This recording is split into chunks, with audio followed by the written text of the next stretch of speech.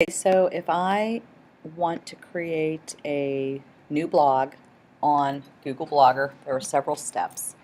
First of all, I'm going to open up my Safari and I'm going to go to Google. So I'm going to leave this one up and I'm going to open a new window for myself.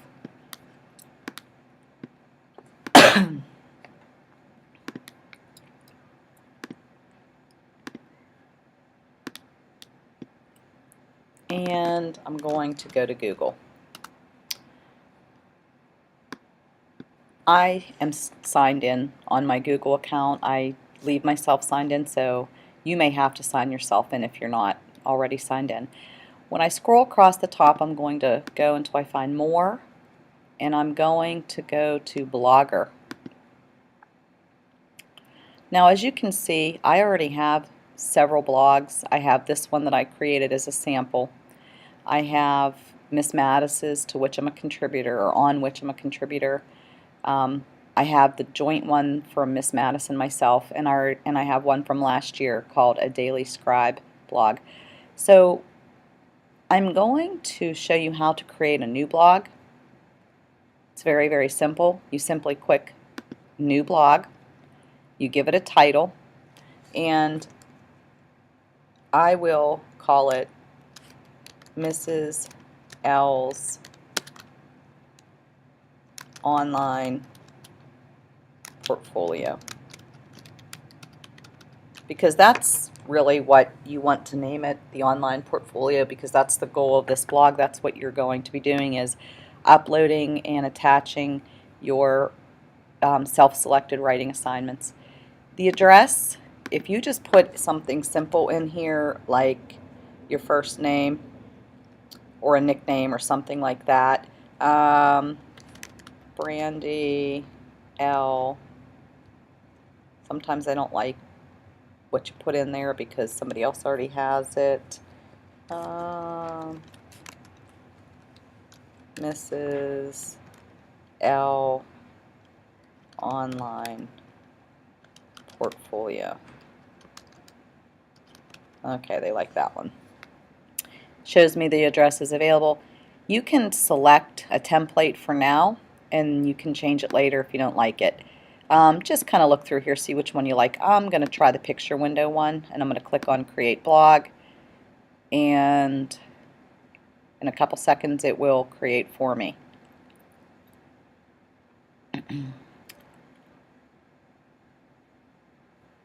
So here you go.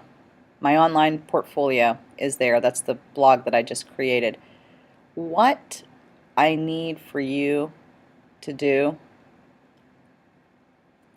is to click on this little arrow and make sure your settings are correct. Click on Settings.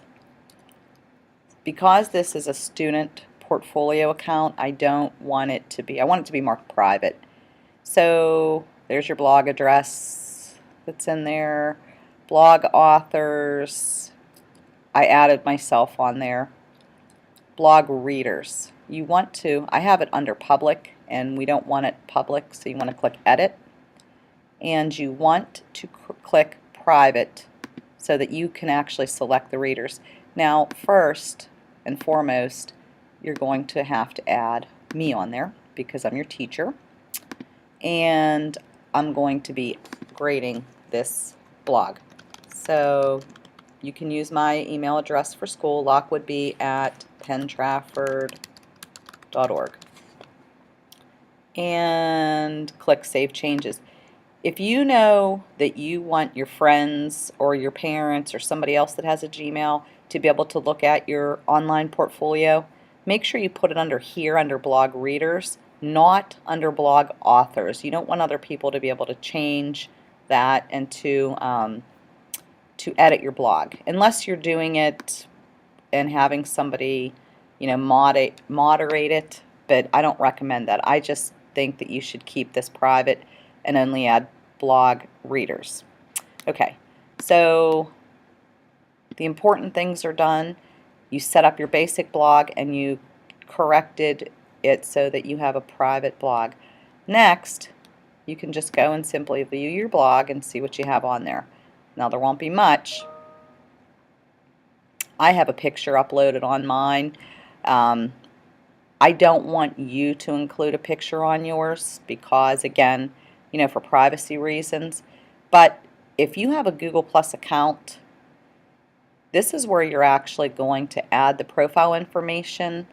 You can click on your name, and it brings up your Google Plus information.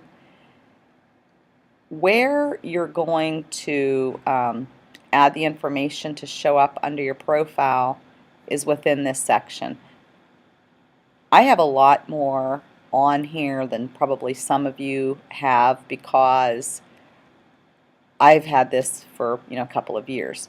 But for you to change what shows and for you to include your information for your first blog entry, you can pick a picture or a background. I'm just going to pick the horses. I like that one for my cover photo. There we go. And I'm going to change my information here. I don't want anything on here for you as far as your privacy information. I don't want you to add an email, a phone number, or address, or any of that. So you're going to skip it. And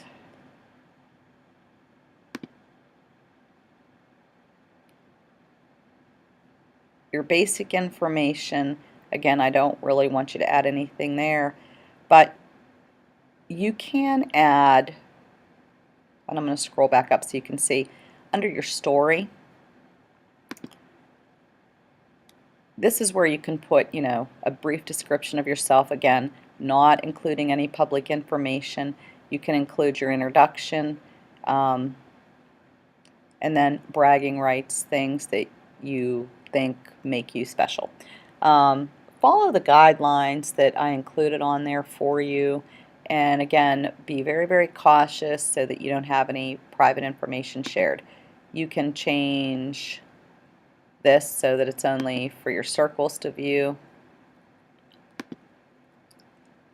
and that would mean that people that you would have to add viewers. And then you're going to save it. I didn't enter anything, so it didn't save anything.